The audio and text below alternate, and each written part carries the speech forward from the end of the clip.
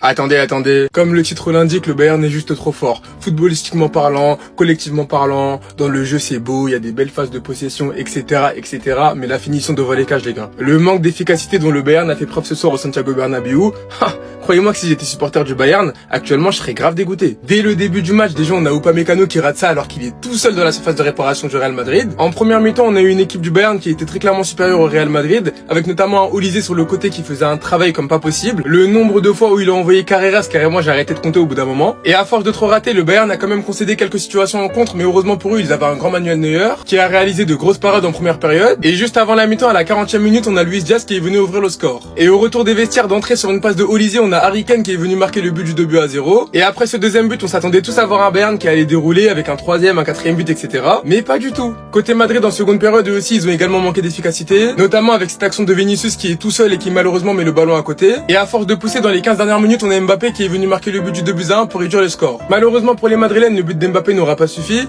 mais une chose est sûre, c'est que le match retour à l'Allianz Arena, il va être très chaud. Même si selon moi, côté bavarois, ce soir, il va y avoir des regrets, parce qu'en toute fin de match, ils ont quand même eu l'occasion de marquer le troisième, le quatrième, mais encore une fois, devant les cages, il y avait un trop grand manque d'efficacité. Le chasseur, sa victime. Ce que Olise a fait ce soir à Madrid et surtout à Carreras, c'est du grand n'importe quoi. Et je m'excuse, je comprends pourquoi il y en a qui font une propagande au Ballon d'Or. C'est vraiment l'un des meilleurs joueurs du monde. Beaucoup ont expliqué que Olise dans les grands matchs c'est pas terrible. Bah là il a prouvé ce soir face à Madrid au Bernabéu. Ils ont recruté Carreras pour un bon match face au Barça contre Yamal. Le voilà maintenant en train de se faire salir par Olise en quart de finale de Ligue des Champions devant tout le monde dans son stade au Bernabéu. Et t'inquiète pas Carreras, nous on arrive pour toi au Camp Nou. C'est pour bientôt, t'en fais pas. Rendez-vous le 10 mai. Le pauvre Carreras il va en faire des cauchemars ce soir et c'est pas terminé. Il y a un match retour et c'est chez eux. La pression là-bas va être énorme. J'espère pour eux que Ferland Mendy sera de retour. Parce que sinon sur le côté droit ça va être chaud. Olise qui déjà statistiquement fait une saison de malade. Mais Olise c'est pas que les stats. C'est son apport dans le jeu. Et en plus d'être un génie, c'est un bosseur car c'est quelqu'un qui défend, qui fait des efforts. La facilité qu'il a eu aujourd'hui à éliminer n'importe quel joueur du Real, les gars, c'était impressionnant. Olise, c'est juste trop fort. En plus de jouer dans une des équipes favorites pour la Ligue des Champions, il joue avec l'équipe de France, une équipe favorite pour la Coupe du Monde. Un sérieux prétendant au Ballon d'Or. Enfin bref, sinon vous les gars, vous en pensez quoi? Ramenez-nous sur cette impatience, on s'ennuie. Les supporters du Real, on est d'accord que là, il n'y a pas penalty. Sur Olise, il n'y a pas penalty. Vous allez m'écrire dans les commentaires qu'il n'y a pas penalty, il n'y a pas de vol, il n'y a rien du tout. Dans le bon, on est d'accord sur ça. Bah maintenant, admettez qu'en 2017, il n'y avait pas penalty et qu'il avait maxé Lucas Vazquez, s'il vous plaît. Voilà. Mais moi, c'est tout ce que je veux. Moi, je veux juste que vous admettiez ça. Après, je vous laisse tranquille. C'est tout. Parce que le contexte du match, la Juventus avait remonté. On allait en prolongation, dernière minute, sous prétexte qu'il y a une différence de gabarit entre les deux. Lucas Vazquez, il se laisse tomber volontairement. Les humains, ils se plaignent, l'arbitre, il distribue les cartons. Vous avez tous vu l'action d'Olise aujourd'hui. Admettez que là aussi, il n'y avait pas penalty. Et voilà, tout va bien. On peut passer à autre chose. Je sais que ça fait bientôt 10 ans. Voilà, je tenais à revenir dessus. C'était ce Jorginho do Brasil. Dites-moi ce que vous en pensez. Bao.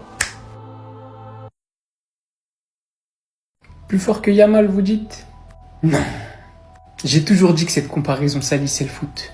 Olise, Yamal. Les deux tout là-haut.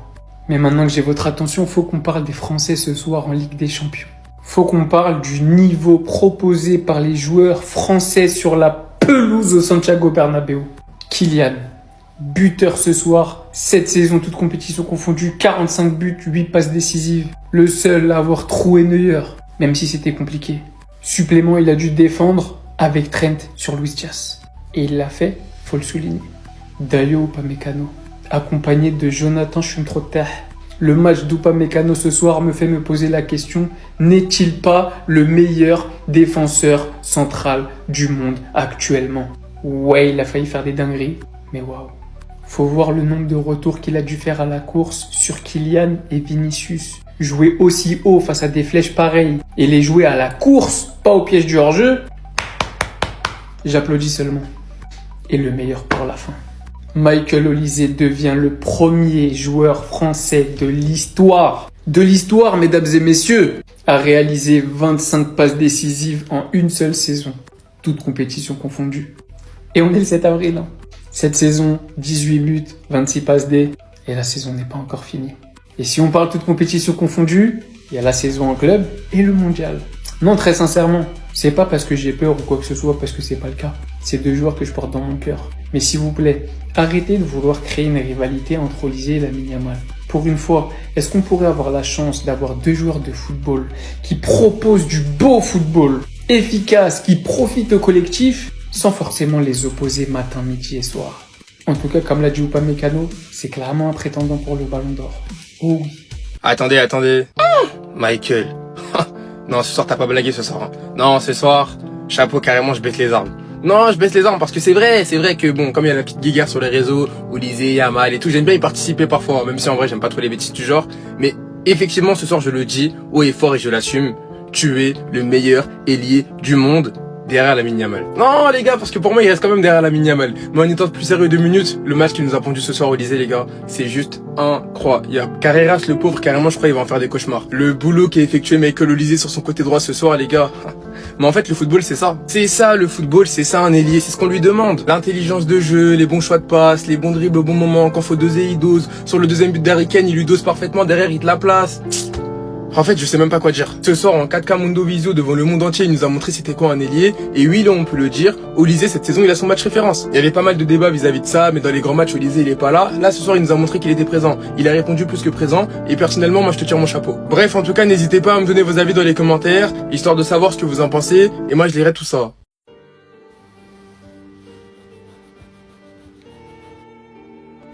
Il y avait du beau monde là. Il y avait du beau monde pour parler du carton rouge de Gérard Martin. Faisons un test de pureté, un test d'honnêteté, appelez-le comme vous voulez.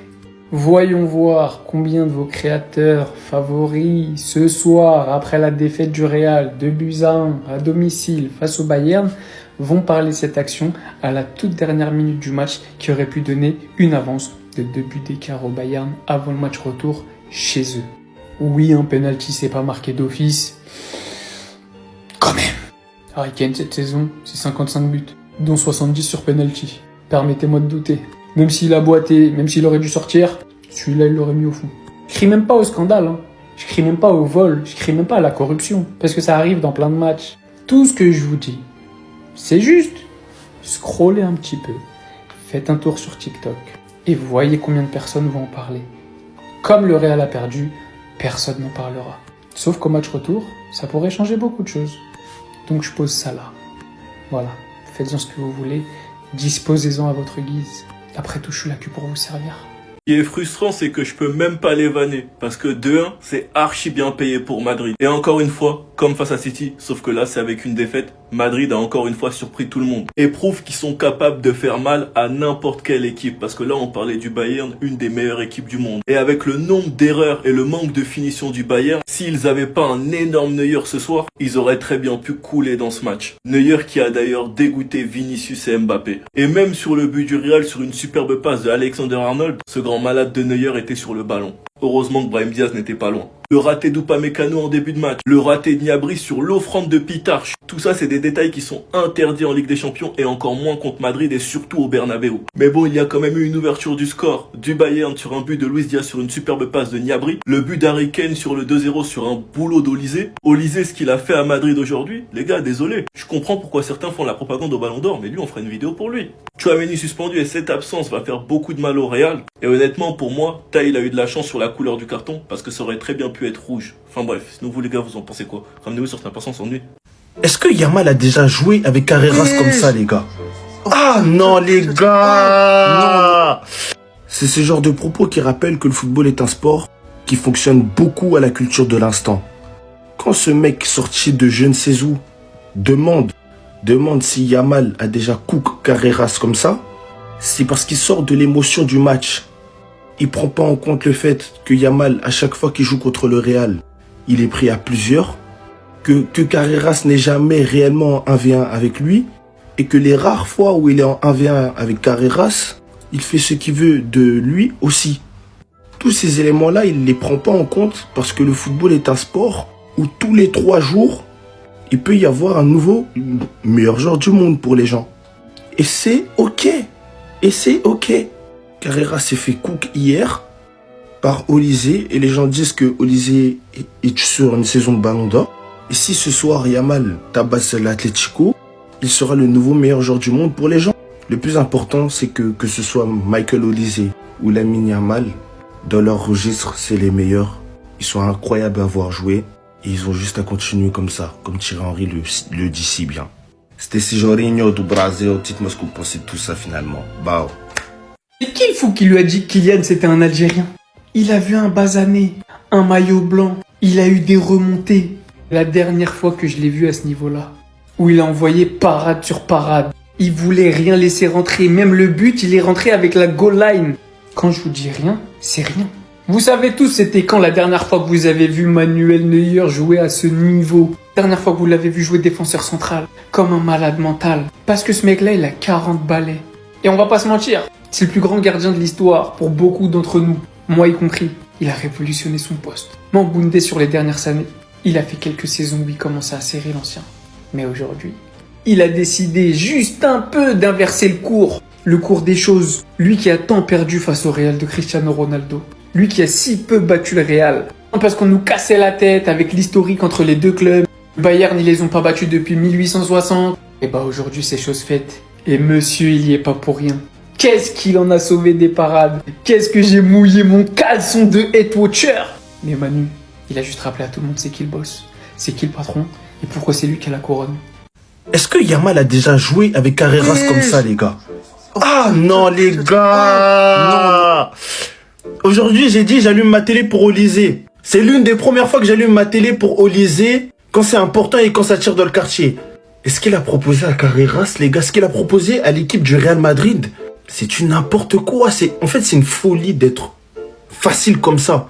Tellement il a joué avec Carreras sur l'action de l'ouverture du score, Carreras, il était perdu. Parce qu'en fait, juste avant, il s'est dit Olysée, il fait quoi? Pendant que tout le monde est en train de s'aligner, il est en train de se dire Olysée, il fait quoi? C'est-à-dire il s'est pas aligné. Les gars, j'avais l'impression qu'il y avait des moments du match où Olysée, il regardait Carreras et il se disait qu'est-ce que je vais faire de toi aujourd'hui? Sur cette action, qu'est-ce que je vais te faire? En mode, il se posait la question, il le regardait comme ça. Il jouait avec lui, fin de corps par-ci. Et franchement, les gars, Olysée, c'est vraiment ce joueur. Si moi j'avais été latéral gauche, j'avais été Carreras, je lui aurais envoyé un petit coup, 2-3 petits coups par-ci par-là. Ah non, j'aime pas les humains qui se bercent sur d'autres humains comme ça. C'était Sijorinho do Brasil. Et Olysée, t'as confirmé, t'as prouvé. On t'attend à la Coupe du Monde et la semaine prochaine, t'as une mission à finir. Merci pour le boulot. Bao! Chut, je peux pas rigoler fort. On joue demain. Non, je rigole. En fait, je m'en fous du score. Je m'en fous. Moi, aujourd'hui, je me suis fait voler. On m'a volé. Ce match-là, c'était un match pour décider c'est qui le meilleur gardien de l'histoire. Neuer à son prime, Thibaut Courtois à son prime. Le problème, c'est qu'ils m'ont envoyé Bassem ukrainien. Lonin. Et sans lui manquer de respect, parce que la réalité, je pense qu'aujourd'hui, c'est la meilleure doublure du football. C'est le meilleur deuxième gardien, et il y a plein de clubs où il serait titulaire. Mais quand je vois le match de 39-45 que Neuer a posé aujourd'hui, et quand je vois finalement le résultat du Real, même si c'est le Bayern et que c'est mérité, quand Thibaut Courtois n'est pas là, 2 défaites de suite. Après Majorque, le Bayern. Le Bayern, c'est normal, c'est la Ligue des Champions, c'était à domicile. Vous, les Madrilènes, avez pris l'habitude de remporter des matchs parce que ce mec-là vous faisait remporter des matchs, même quand ça allait moins bien, des matchs que vous n'étiez pas censé gagner. Et aujourd'hui, vous goûtez à la vie sans lui. Et aujourd'hui, vous avez vu à quel point un gardien, ça fait gagner des matchs. Parce que c'est lui le facteur X.